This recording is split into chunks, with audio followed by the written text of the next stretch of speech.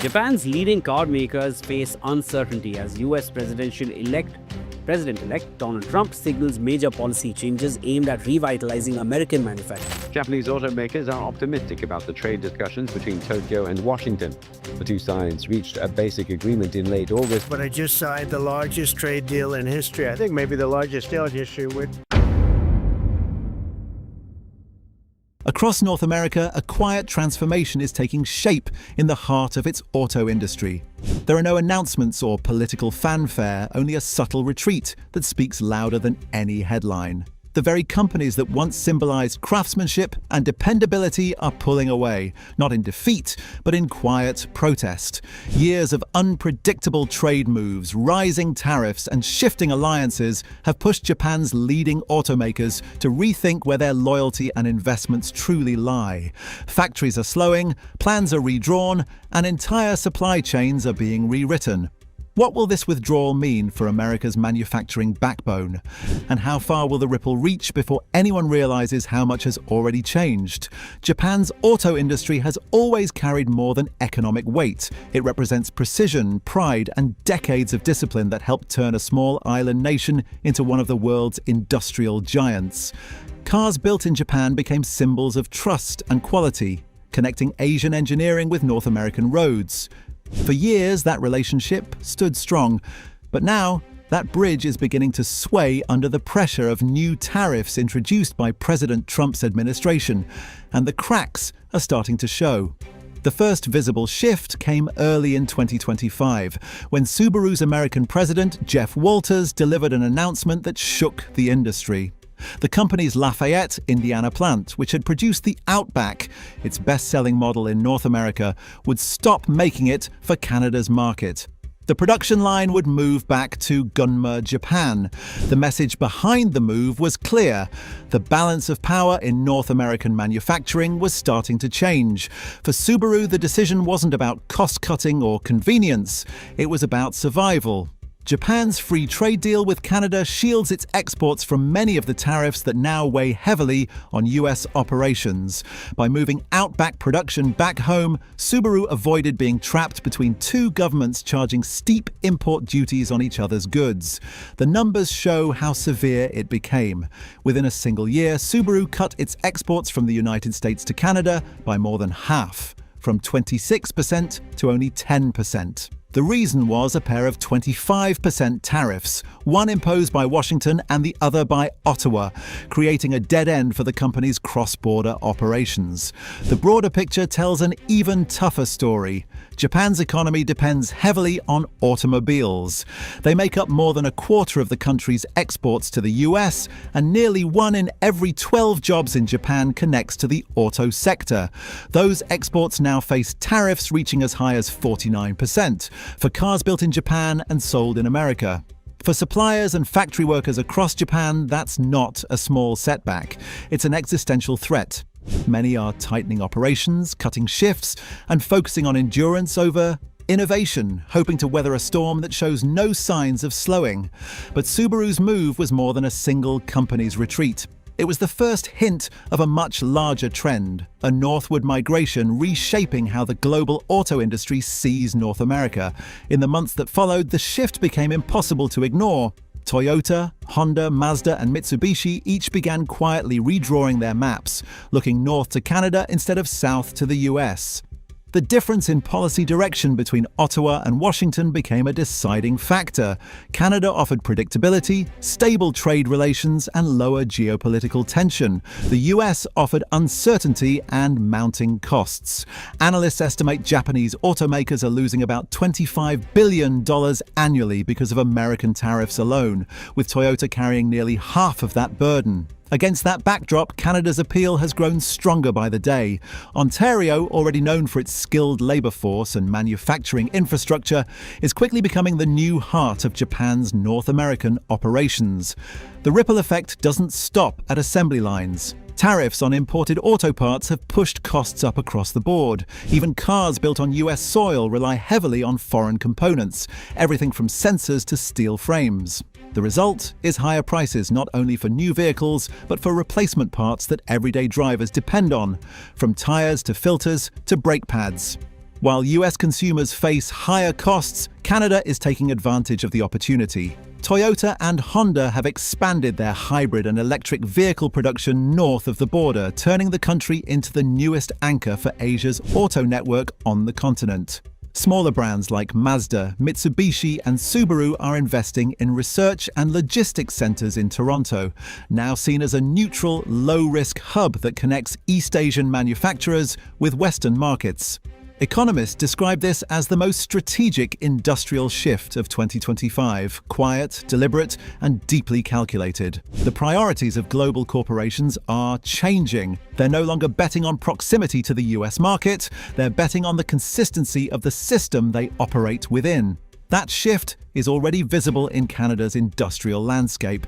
Ontario cities, from Alliston to Cambridge, are experiencing an economic revival that feels almost familiar. The pattern echoes the 1980s, when Japanese automakers first arrived and helped lift Canada out of a manufacturing slowdown. The same towns that once built American vehicles are now thriving again, this time powered by Japanese investment and careful long-term planning. Across Ontario, 7 Japanese auto plants are currently in operation, 5 building light vehicles, 1 producing engines, and another manufacturing trucks. Together, they support roughly 30,000 direct jobs, with many more linked through supply chains, logistics, and engineering. Over the decades, these facilities have built far more than vehicles. They've built reliability. To date, Japan's automakers have invested over $14.6 billion in Canada, and that number continues to grow as more companies redirect operations from the US market. President Trump's tariff policy aimed to bring production back to American soil, but the math worked against that goal. Tariffs of 25% on steel, aluminum, vehicles, and auto parts raised the cost of US manufacturing beyond what companies could justify. Analysts at Fusion TG found that when all these layers of tariffs combine, the price of importing a finished vehicle into the US can more than double. For multinational automakers, those economics make loyalty difficult. To stay profitable, many Japanese companies have adopted what insiders call a split supply model. Research and development remain in Japan while production shifts to Canada. Exports from those plants then move freely across global markets, allowing companies to avoid tariffs without losing access to North American consumers. It's a strategic way to stay connected to both regions while insulating operations from political risk. Canada, for its part, is using its trade agreements to maintain that advantage. Through the CPTPP free trade framework, Ottawa keeps open access to Japan and other Pacific economies while staying within the boundaries of North American trade rules. The result is a rare position of balance. Canada remains part of the US market while standing apart from its protectionist policies. The same tariffs meant to isolate foreign rivals have become tools of leverage for Ottawa, turning economic barriers abroad into domestic opportunities. History shows this isn't new. The North American auto industry has seen a similar story before. In the early 1980s, President Ronald Reagan introduced voluntary export limits on Japanese cars, effectively restricting imports as if they carried a 60% tariff. The move aimed to protect Detroit's automakers from competition. Japan's response was quiet, but shrewd. Instead of fighting the policy, companies like Honda and Toyota built massive plants in Ontario. Honda in 1984, Toyota in 1986. That strategy turned Canada into what analysts of the time called the industrial backdoor to North America. Vehicles built there were considered domestic, bypassing US import restrictions while keeping production on the continent. The approach revived Canada's manufacturing base and strengthened Japan's foothold in North America. 4 decades later, the same pattern is repeating itself. Washington's tariffs are building barriers, Japan is adapting, and Canada is opening its doors. The stakes today, however, are far greater. The auto industry is no longer only about cars. It sits at the intersection of technology, clean energy, and global trade. Electric vehicle investments, battery supply chains, and critical mineral resources all depend on where companies choose to build. Canada's advantage lies not in size, but in reliability. In an unpredictable global economy, stability has become one of the most valuable resources. Corporations can no longer afford to plan around uncertainty. Canada's reputation for steady governance and consistent policy is now attracting the kind of long-term investments that shape generations of industry. What began as Japan's tactical response to tariffs has become a much broader movement. The same strategy guiding Subaru, Toyota, and Honda North is now spreading across continents.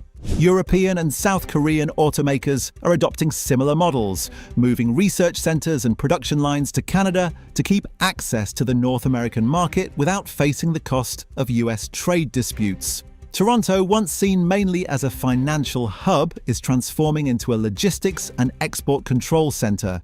Companies are using Canada's network of trade agreements to reach global customers efficiently, keeping operations close to the US consumer base while avoiding political volatility. Meanwhile, Japan's electric vehicle ecosystem is merging with Canada's growing battery and mineral supply chain. The two countries are forming an industrial partnership built on the future of clean energy. Lithium, nickel, and cobalt from Canada are now feeding Japan's advanced battery production, connecting the two nations through a new kind of trade bridge, one that powers electric vehicles and renewable technologies across both continents. Economists describe the change as a structural reset of global trade. Canada, long viewed as a secondary player, is emerging as a bridge economy between East and West. Its stability has become its greatest strength. Every time a tariff wall rises in Washington, a new opportunity opens in Ottawa. Each protectionist policy that isolates American manufacturing pushes another wave of investment north. The route may be indirect, but the destination is clear. The flow of capital, innovation, and production is converging in Canada. Companies aren't leaving the United States out of frustration or defiance. They're responding to a landscape where uncertainty has become the costliest factor of all. Canada offers something far more valuable than subsidies or slogans. It offers confidence in what tomorrow looks like. Through long-term strategy and predictable policy, Canada is becoming what analysts call the silent winner of protectionism. Its economy benefits from the very trade walls others build. What started as a response to tariffs has evolved into a broader economic realignment, and Japan's automakers have been the first to lead the way. If the trend continues, other industries may follow. Electronics, renewable energy, and high-tech manufacturing are all sectors where stability matters more than proximity. As the global economy adjusts to new trade realities, Canada's commitment to openness could become one of its most valuable exports. This entire shift tells a larger story about direction, where nations choose to invest their trust and their future. Japan has already made that choice, and its path is clear. The real question now is who will follow and how long it will take before America realizes that the road it is building may end up leading to its own detour. Tesla, meanwhile, called on the administration to preserve USMCA's trilateral structure and strengthen North America's unified market. The company also encouraged all three nations to adopt a single charging standard for electric vehicles and harmonize safety regulations to simplify trade across the continent. President Donald Trump's recent approval of tariff relief for imported auto parts provided temporary breathing room for US factories, but other automakers are asking for a broader, longer-term solution. Stellantis noted that vehicles made outside North America should face content rules equal to USMCA standards or risk losing tariff exemptions entirely. The company warned that if Japan's 15% tariff arrangement remains, American-built cars could continue to lose ground to Asian imports, putting US jobs at risk. Toyota stressed that maintaining duty-free trade for vehicles and parts built under USMCA's labor and content requirements is vital for North American competitiveness. Ford echoed that view, saying any future national security tariffs should exclude Mexico and Canada to preserve the pact's effectiveness. The message from the industry is clear: stability in North American trade is the foundation of its success. Without it, the region's auto network faces rising costs, stalled innovation, and shrinking global influence. Tell us what you think in the comments below. And if you enjoyed this video, subscribe to our channel and turn on notifications. Thanks for tuning in, and we'll see you in the next one.